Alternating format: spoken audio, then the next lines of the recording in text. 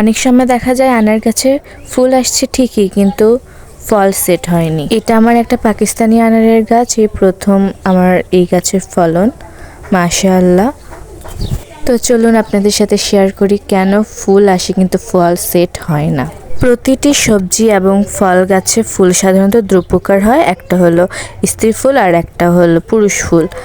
স্ত্রী ফুল থেকে ফল সেট হয় কিন্তু পুরুষ ফুল থেকে ফল সেট হয় না। আমার যে এই ভিডিওতে দেখেন, এটা হলো একটা স্ত্রী ফুল। উপরের দিকে দেখেন একটু ডালিমের ছোট্ট বেবি হয়ে আছে না, ডালিমের মতো দেখাচ্ছে, এটা হলো স্ত্রী ফুল। আর এটা দেখেন পুরোটাই গোল, এটা হলো পুরুষ ফুল।